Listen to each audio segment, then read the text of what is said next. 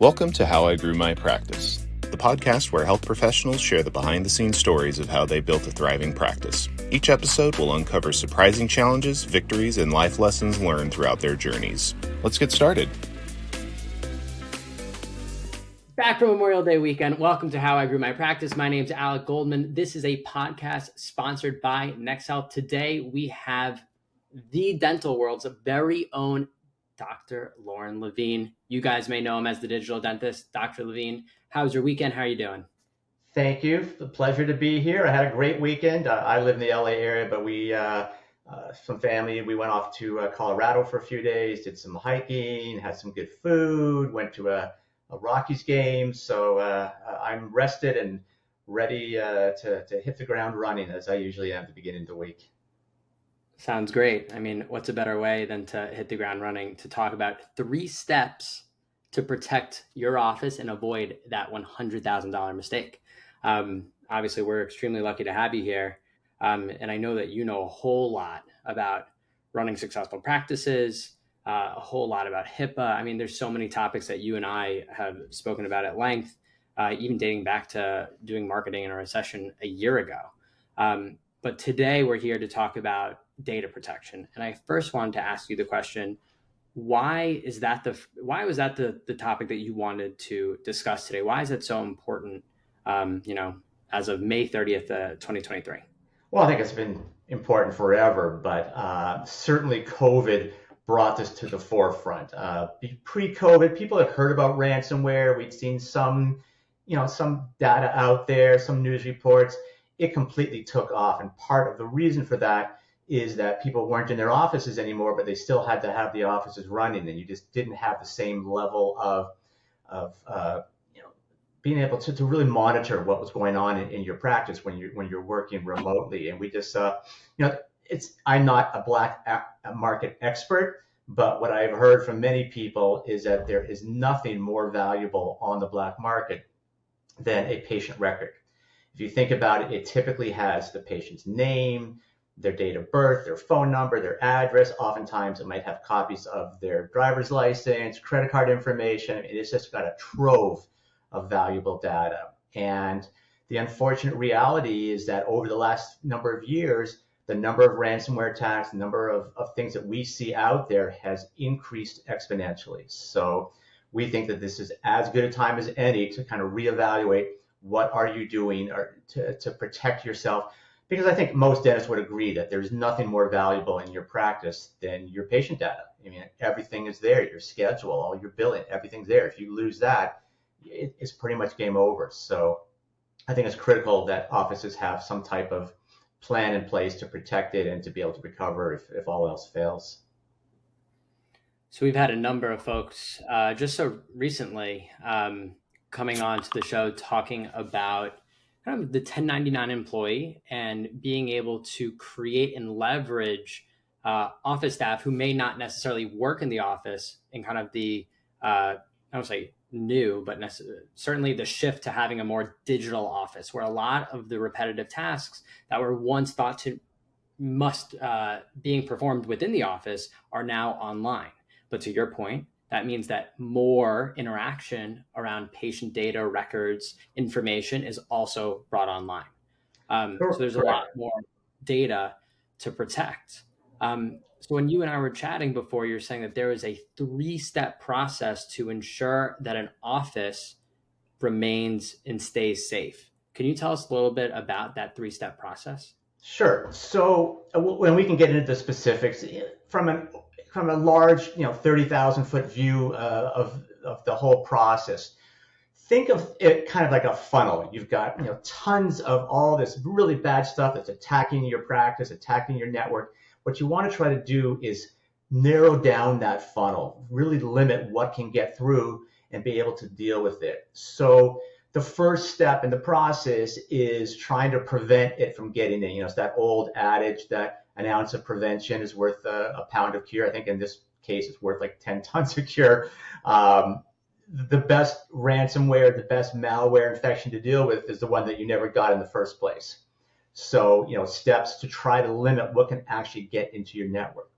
The reality is that no matter how good of of the processes that you have in place to prevent that, nothing's foolproof. Nothing's 100%, for sure going to work. So you would then have to say, okay, well, if there are going to be some viruses and malware that get into my practice, what can I do to deal with them? They're actually in there. How do I deal with them? And the third, which I mentioned briefly before, is again, that's not 100% foolproof. So you need to have some type of system to say, if all else fails, can I recover? Can I get my data back? Can I get rid of all that infected data that we have, and basically be able to continue on as if nothing had ever happened in the first place? So, all three are important, but that's kind of the 3-step approach that we would take when working with an office to get them where they need to be, to have the peace of mind that they can sleep well at night knowing that they're doing everything they can to protect that critical data. So if you were to give 3 steps, words per each of them, one would be? Okay, so the first step would be, we talked about limiting access of the malware to get in. There's 2 things that you want to do. Number 1 is a firewall. You have to have a firewall in place. I would recommend against software firewalls. Every router out there, the cable modem that you have, every router, they have a firewall built into them. They're okay. They're mediocre at best. I would highly suggest for everyone listening, get yourself and invest in a good business class firewall. Ones from companies like Sophos and SonicWall, WatchGuard. They all kind of do the same thing. But that's always your first line of defense. One of the misconceptions out there is that the way that most viruses get into or that almost all of them get into the network, is through people opening up email attachments that they shouldn't, or going to websites that they shouldn't. That's actually not the case. That's a good chunk of it. But the other really most very common way of this stuff getting in is unpatched software. Every software program out there, Windows and Office and your practice management stuff, all of them have security holes in them.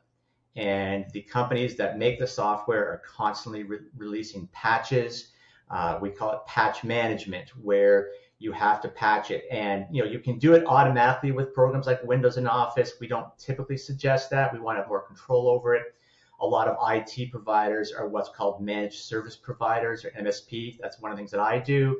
It's basically a fancy way of saying automation. That rather than having to go out manually and find the patches, the software can do that for you. And that's critical.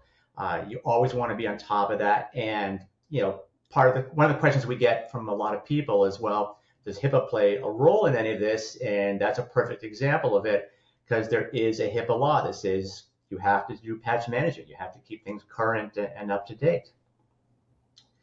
The second stage, we talked about trying to limit what gets in. Well, let's assume that some stuff gets through. You obviously need to have antivirus software in place.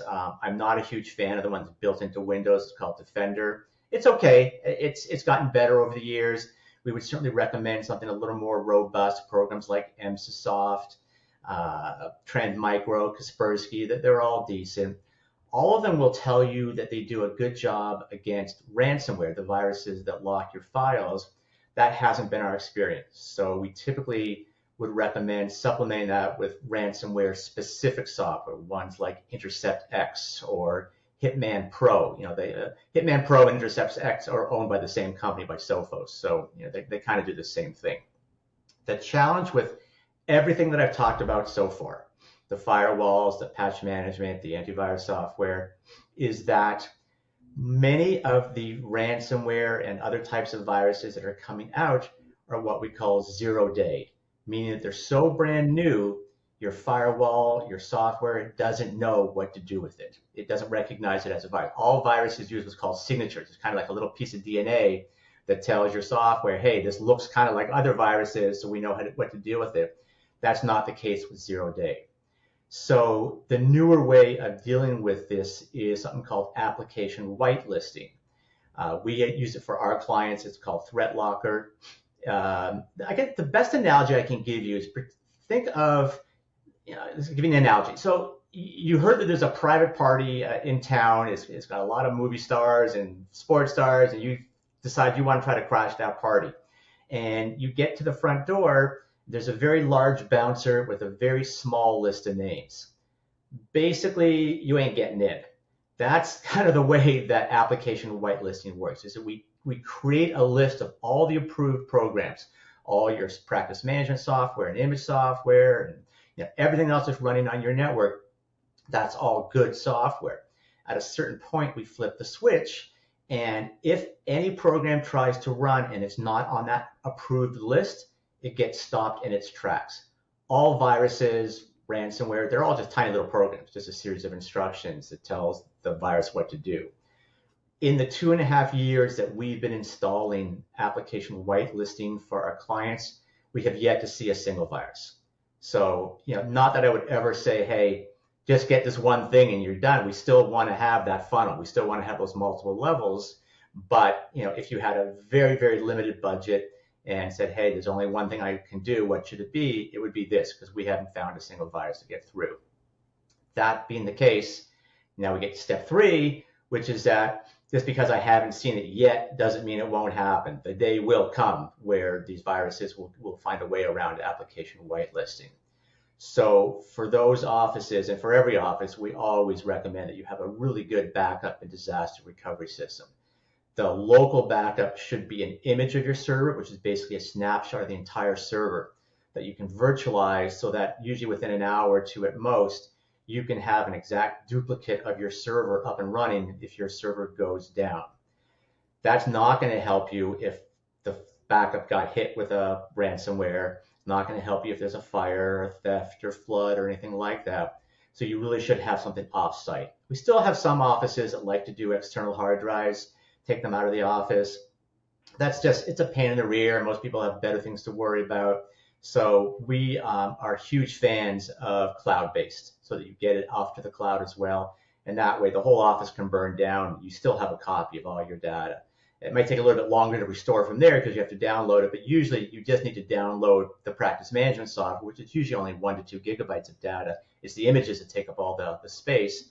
And once you have that downloaded, you can then start calling patients up, because obviously you're not worried about anything other than this rescheduling people or letting people know that they're no longer an office there. So that's basically the approach that we take. Limit what can get through, deal with it if it does, and be able to recover when all else fails. This is a full masterclass in regards That's to about a full day lecture that we condensed into around 15 minutes. It's a real high level, but hopefully I gave some people some concrete ideas as well, as far as the names of the firewalls and the programs that we recommend. Backup, we do it ourselves. I mean, there are programs out there. I usually recommend against generic type backups like Mozy or Carbonite, ones like those. It's got to be HIPAA compliant. People, again, don't realize that HIPAA has their hands in all of this. So with backup, for example, HIPAA says you have to have it retrievable, which means it's off-site. It has to be encrypted. You have to test it and verify it on a regular basis. So for those reasons, you really want to have a better than average one, which a lot of those generic non-healthcare related backup systems just really can't accomplish for you. So the 3 steps that you provided, for the most part, sound like software, or a combination of software and perhaps hardware if you want your backup. Yeah, for the firewall, it's hardware. Yeah, and the firewall. Are these things that practices just purchase, and it's kind of like once it's you set it and forget it, or are there additional processes to continuously maintain and ensure that things are going well? Right. So, I mean, the goal here is not to sound self-serving. As an IT provider, we obviously recommend that dental offices, unless they're extremely tech savvy and know what they're doing and have the time to do it, that they outsource this to people who know what they're doing. The firewall normally is not set it and forget it. You have to first set it, which sometimes is not all that easy to do. You have to set it up properly. The other thing is that most of the better firewall systems out there will have some type of anti-malware subscription service that needs to be updated on a regular basis. Something like, installing antivirus software. Again, it's not like it was in the old days where you just put some McAfee or Norton's on there and you're done with it. You really need to make sure that it's set up properly. One thing that's really critical for most offices is that you set up exclusions. There are certain file types like .exe files, which is the main program files, that typically can't get hit with a virus. If your antivirus software is always checking those files, you're going to see a huge amount of slowdown. Everything's just going to crawl. So you have to know how to set up exclusions, but you obviously don't want to exclude the critical files like the data files, which is part of it. The application whitelisting, they won't even sell to end users. They only sell it to IT companies because they know it's a really complex thing to set it up. And there's no way that they'd be able to provide the support that's needed because it's a constant massaging. We're always having to add programs.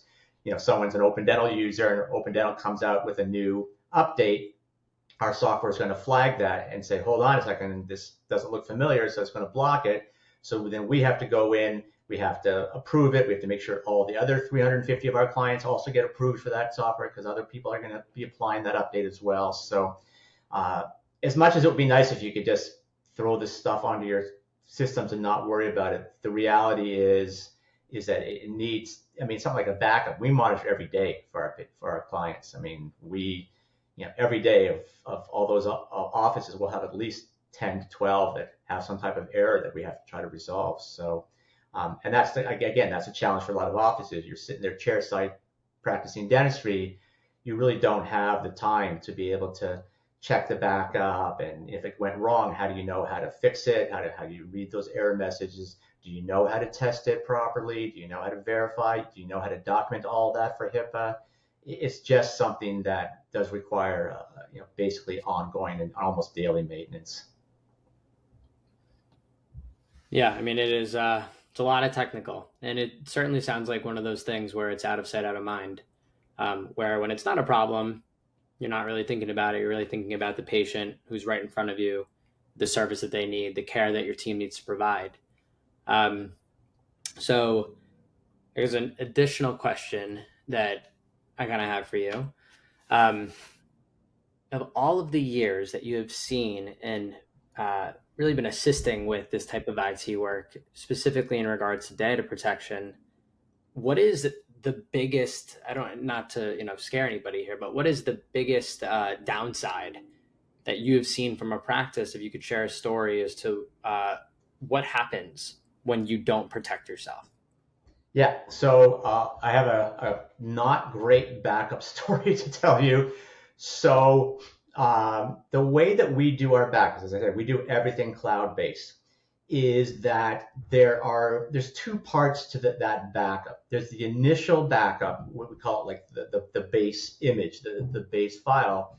Every image we do beyond that is what's called an incremental. That it's basically just changed files and updated files.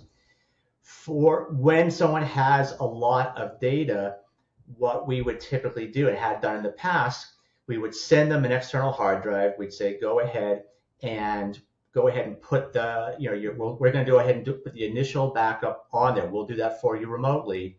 And then here's a shipping label. Go ahead and you're going to send it right to the data center because we had a data center that was using that. They would copy it on there, and then we could do all the incrementals beyond that. The incrementals would continue to run whether the base image was there or not. Because it had done that initial backup. So we had an office a few years ago in Paradise, California, and people listening may be familiar with the name of that town.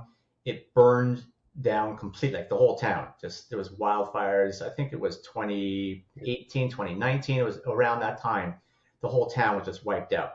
We had one client there, and they lost everything, but we knew we had all of those images up in the cloud. We went to check in the cloud. We had 3.5 years worth of those incremental images. We didn't have the base image.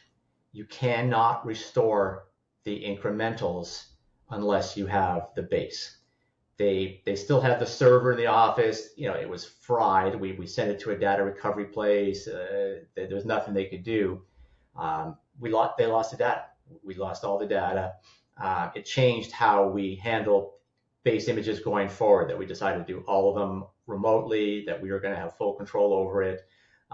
That's the only time in 20 plus years I've been doing this that a client has had a complete loss of data. And we felt horrible. Now they didn't have a practice either, so it was, but I assume that they were able to start up somewhere else and eventually need that information. So that's probably the worst from the client standpoint and from our standpoint, because we obviously felt that, even though they, we had sent it to them, we sent the label, we had documentation of all that.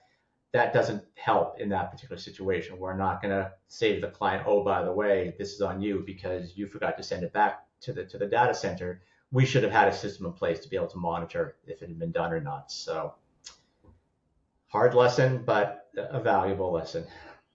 Yeah, I mean, it certainly puts in perspective kind of the things you're sharing with the group here. Really is just insurance on your livelihood, right? And the folks that work at the practice with you as a dental owner. Yeah, you can't put a price on it. I mean, the easiest sale. I mean, we have people that come to us all the time through Dental Town and all kinds of. I do a lot of webinars and I write in DPR.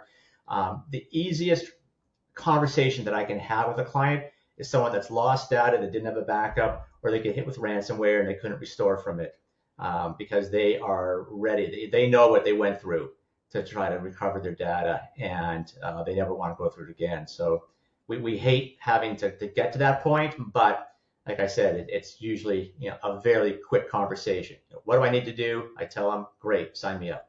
I don't care what it costs, just sign me up. No, I mean, it's extremely painful. Oh, yeah. Dr. Lavine, we're coming up at time. We're at the 22-minute mark. I want to just make sure you have the opportunity to add any last remarks specifically on the topic of data protection. No, I'm happy to any of your listeners, I'm more than happy to speak with them one-on-one. What they can do if they want, they can go to my website, which is thediginaldentist.com. There's a form there where you just put in your name and email address and phone number. We'll follow up with you. We're happy to evaluate your practice, no charge, to let you know, where you might be falling a little short on cybersecurity and data protection. If you don't want to quite get to that stage, just want to pick my brain. I just, you can go to the website, my phone number's on there, and you can just call us up and I'll be happy to speak to you. Again, no charge, just to help guide you on what you can do. And, obviously I'd be thrilled to help you in that process, but at the very least, give you the information so that you can make the best decisions for your practice.